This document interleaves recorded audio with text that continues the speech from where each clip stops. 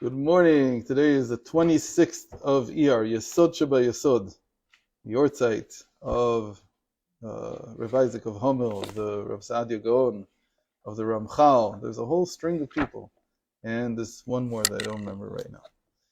And it's the 17th of May, and we're in this mimer on page 94 in the Kutei Torah for Bechukotai.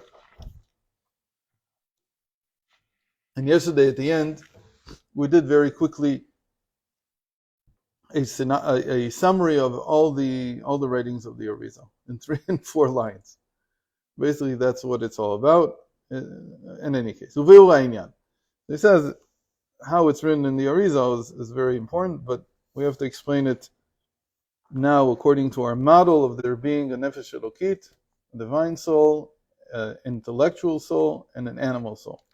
And the intellectual soul that a person receives every day anew, the tselem, the image of God that receives anew every day, is the intermediary between them. And the explanation is like this.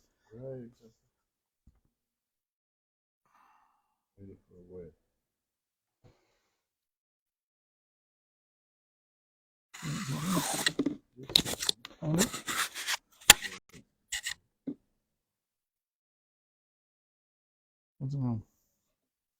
וביאור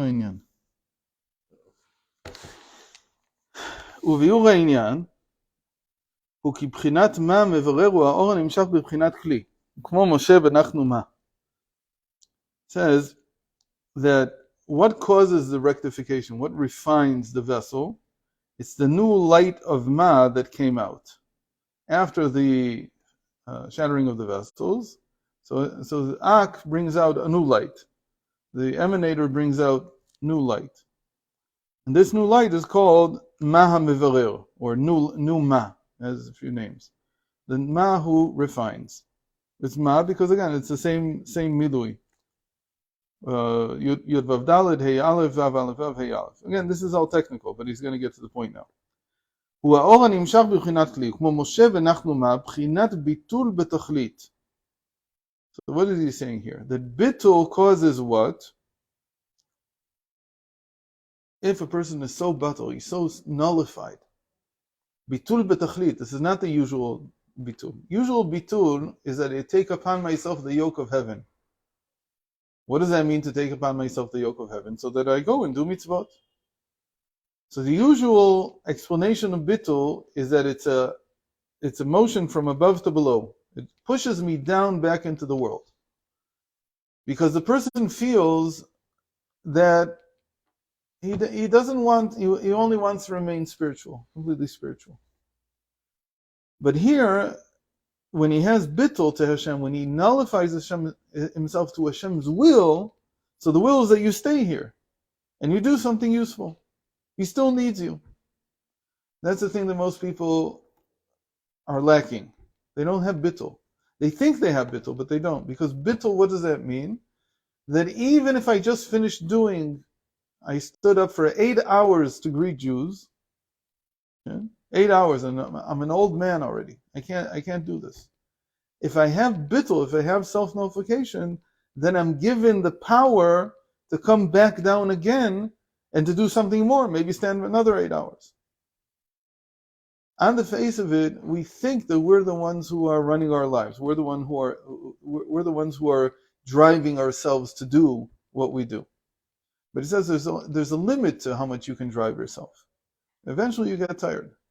But if you have nullification, bittul to the Hashem's will, then you can continue seemingly indefinitely.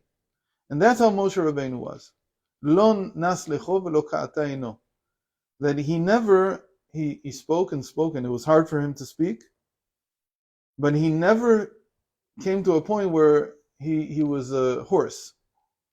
How is that possible? Every normal person at some point, did you ever hear of the Rebbe being hoarse? Coughing is not being hoarse. He spoke, and he always spoke clearly. How is that possible? Well, you speak so much, you're not going to become hoarse? You're not going to become at least parched?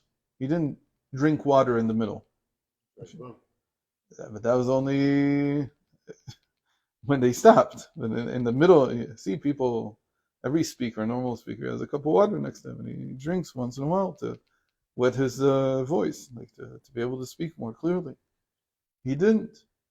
Why? Because what's really driving the person is not his drive, it's not from below, it's coming from above. And that's called the name of Ma that refines. He gets this light from above, that it drives all his actions. And when it drives his actions, he can drive indefinitely. There's no end to it. And that's the description that Moshe Rabbeinu has at the end of his life. Lo naslecho, he never got hoarse. Velo ka'atai no, and his eyes did not diminish. Because what does it mean the eyes diminish? He loses sight. He gets cataracts. Nothing was blemished by the long 120 years of service. Why? Because he's working from above. Okay. וכמו משה ואנחנו מהבחינת ביטול בתכלית, ואף על פי כן היה בגוף. But that's not the bittul we're talking about here. It says bitul betachlit. Then what we describe now is regular bittul. But there's more than that.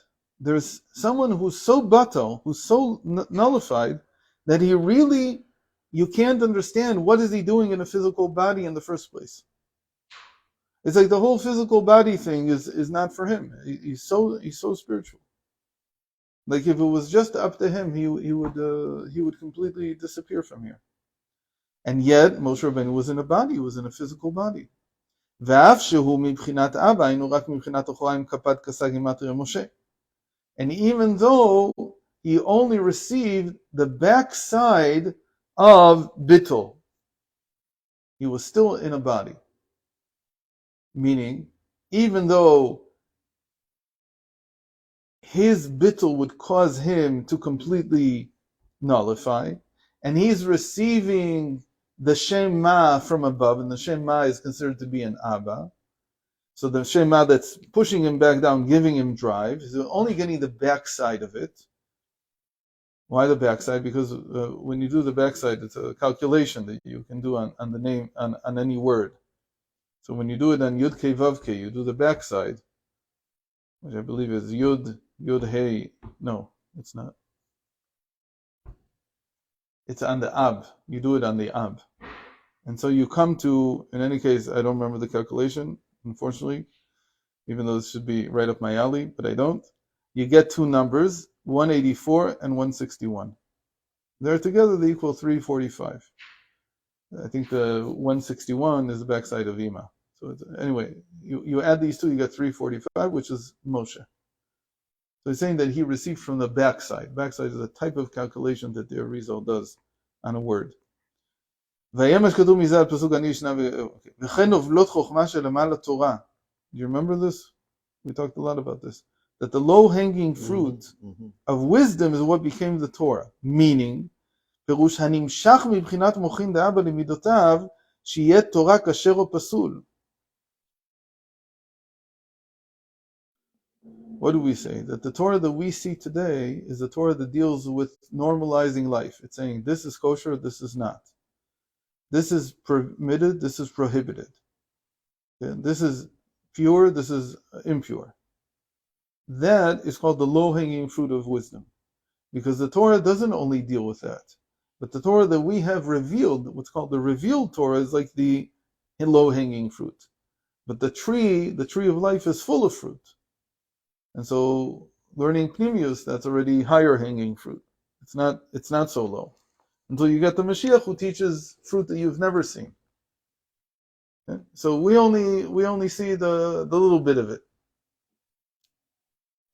So there too, פירוש הנמשך מבחינת מוחין דאבא למידותיו, שיהיה תורה כשר ופסול וכולי, וכמו כן מבחינת משה היה לו אהבה ויראה מידות, רק שהיו נמשכים מבחינת מוחין, פירוש היה אהבה ויראה שלו מבחינת ביטול בתכלית, מבחינת אבא מבחינת אחוריים, ולא מבחינת ההתלהבות שמבחינת אמא. So all that Moshe Rabbeinu had in terms of his constitution, in terms of his emotions, was only from the backside of Abba, the backside of the father principle. Now, if you only have from the father, what kind of emotions do you get from your father? This is like a lesson in psychology. So they're restrained emotion. You don't get fiery emotions from your father. The fire, because Abba is the right side, so it's like water. So it's refined, it's restrained. It's not, it won't come out like a fire. It flows like water. It's quiet. It flows downstream. It's not. The mother gives hitlavut. The mother gives the fiery emotions. In other words, when I'm serving Hashem, what was the whole point of this whole exercise? That everything that he's serving Hashem is all from Shema. It's all from his bittul. It's all from his nullification. But he's not serving Hashem from the understanding, from Ima. It's like a person who reads about things, but he's never seen them in action. Not that I'm saying Abba is like the book and Ima is like the reader, but I'm leaving that aside a second. Like saying that you learned about this from a book. You never saw what it looks like in itself, in and of itself. You never saw the emotions gush out. And so what is this like? It's like a person who reads Chumash, and he'll read even Shulchan Aruch, and he'll read, but he won't read stories. He doesn't have any stories to read. And so what is Yiddishkeit for him? It's like very cerebral. It's very restrained. You need to see a tzaddik, you need to see someone who's serving Hashem with fervor to understand how powerful it can be. And the transformation that people undergo, especially as a convert, the convert can read a lot, but today you have YouTube, so I don't know. It's hard to believe that you wouldn't go on YouTube and see what davening looks like. But you wouldn't know from the books that when Jews daven, they chuckle. How would you know? Well, it says in the Kuzari, but if you just read Shulchan Aruch, actually it says there you're not allowed to move. So you would understand that when you daven, you have to be completely still and quiet, and it's all very meditative and very, very intellectual. So that was a type of work that Moshe Rabbeinu did. It was all very quiet because there was no mother there. There's no ima. Why is there no ima? Because Moshe's whole side, he comes from Mochin de Abba. He's all bittul. His whole thing is bittul. But the ima, which is tahara, like becoming pure, it's like going through a fire to become pure. That he doesn't display that. He didn't display that to the people. They didn't see that. What they saw was something. Who did they get that from? They got that from Aaron. He was more the left side. Like later on, there are Netzach and Hod. There's one's on the right and one's on the left. But you have to see that. But the point is that everything that he gets is from above. He doesn't give birth to something new. And it's why Moshe Rabbeinu couldn't reveal, in a certain sense, the Torah Shebaal Peh. Because everything that he receives is from above. Torah Shebaal Peh, the oral tradition, is a chidush that comes from below. That's not his thing. His thing is to serve Hashem directly from what comes from above all the time. Everything that he does, every motion that he does, it's all his bittul. It's all his nullification to God's will. So he has this tension. The tension is that he from himself would completely disappear from the world. And the bittul, Shem Ma Chadash, the Ma Mevarer, forces him down all the time, back into this world. But he only does what Hashem tells him to do. He's a complete servant. But he's not going to force himself from below. But the chidush is, the chidush is actually in ima, in understanding. When a person understands things, not like Moshe Rabbeinu, who's receiving them directly, but he understands them. He says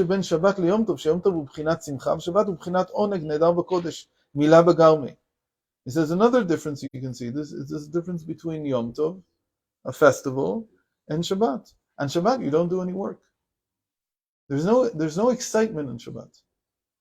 Shabbat is oneg. It's just basking in the pleasure of Hashem. It's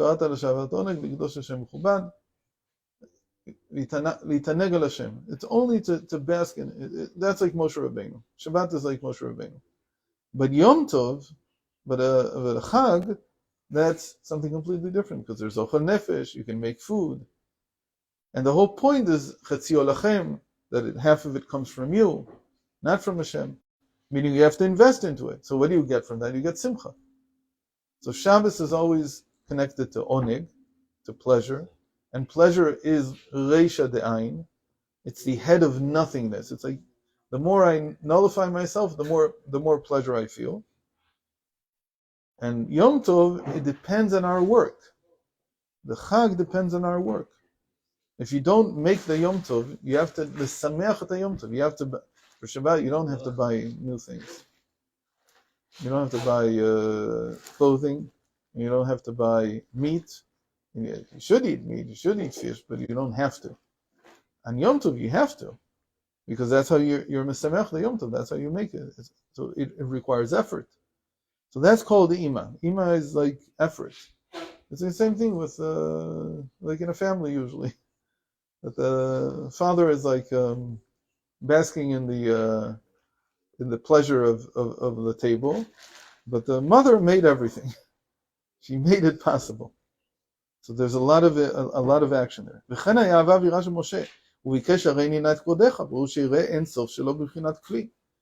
So Moshe Rabbeinu, he was like this basking in the pleasure. So he says to Hashem, I want to see your honor. I want to see you. What does Hashem say to him? Lo yirani adam v'chai. You can't see me and remain alive. That won't work. So what does Rashbi say to him in the Zohar?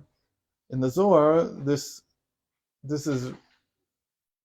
becomes the whole thing. In the Torah, it's just a discussion between Moshe Rabbeinu and Hashem. Hashem says, I'll show you my backside. And Moshe says, I want to see all of you. And he says, you can't see me and live. So in the Zohar, they take this discussion between Hashem and Moshe, and they continue it between Moshe and Rabbi Shimon Bar Yochai. Right? And so he says to Rabbi Shimon, I never saw in my life. I didn't see. I wasn't allowed to see. So I haven't seen. So Rabbi Shimon says to him, you can't see with your eyes, but you can see with the eyes in your heart. He gives him like a new thing that Moshe didn't know about, because Moshe didn't know about this process of giving birth to excitement in the heart. He says that the eye in the heart, the mind's eye in the heart, it can see everything. So you can't see with your physical eyes. With your physical eyes, all you could see was God's backside, as it were. And usually people explain, there's all kinds of explanation what that means, but it's like understanding from the world, indirectly understanding what Hashem is. But to see Hashem directly, you can't, because He doesn't have a body. There's no way you can. He says that's all true if you're trying with your physical eyes, but which really means with your mind. But if you're able to open up the mind's eye and the heart, Rashbi says to him, which is opened up through ima, through the understanding process, through contemplation, through isbonenus, what Chasidut does, then you will see even his front side. You can see everything without dying. You don't have to die for it. So we're out of time. We'll see tomorrow what this means. But this is the process that every day you can do anew. And you couldn't do this without the nefesh hasichlit. You can't do it without the intellectual soul. The intellectual soul is what allows you to do this, because it provides the intermediary between the divine soul and it's like, in a certain sense, it is the heart. He's not going to say it. He's going to say it a little bit different, but in a certain sense, that's what you're opening up with your intellectual soul. The mind's eye in the heart. Okay? If